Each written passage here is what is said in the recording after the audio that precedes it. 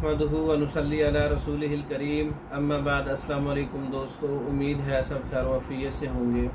आज हम बात करेंगे रोगन गोश अक्सरी, कान के अमराज पर। कान के अंदर जो फोड़े, फिंसियाँ और पीप का आना होता है, कान जो है वो उसमें मवाद का इखराज हो रहा होता है, बदबू आ रही होती है।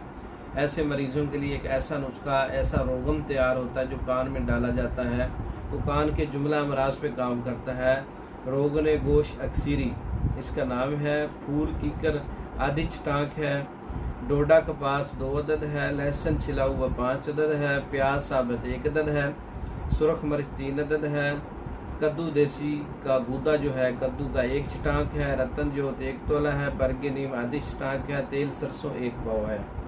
तमाम अद्वियात को सरसों के तेल में अच्छी तरह जला लें, सुरख कर लें। जल कर कोयला बन जाए तो आग से नीचे उतार कर ठंडा करके इसको अच्छी तरह से पुन छान लें। एहतियात से पुन छान के बारीक चीज़ें भी जो है इसके ऊपर रह जाए, इसका साफ शफाफ इसको करके किसी शीशी में डाल लें और महफूज कर लें। जली हुई अद्वियात जो है उसको ज़ाया ना करें, उसको भी आप महफूज कर सकते हैं। उसको पीस कर जो है एक जान करके आप इसको मरहम बना लें। ये भी दद्दर, चंबल, फोड़े, फिंसियों के ऊपर जो है अच्छी तरह से काम करके उसके ऊपर लगाई जाए। मतलब वो जो मवाद है तेल के ऊपर वाला, उसको पीस लें, उसमें वाइजलिन पीस के उसको ना मलहम टाइप जो है वो आप बना लें, वो उस पर काम करता है। तेल जो है वो इसका मिजाज उजलाती गुद्दी रोगन होगा।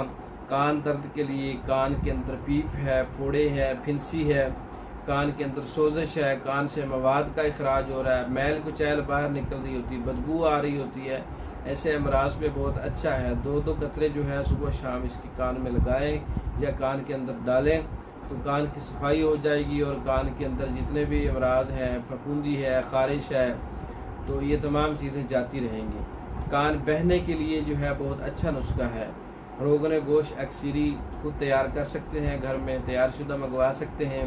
इसके अलावा मर्दों के अमराज पर तैयार शुदा मुकम्मल कोर्सेज मंगवाने के लिए हमारे व्हाट्सएप पर रब्ता कर सकते हैं।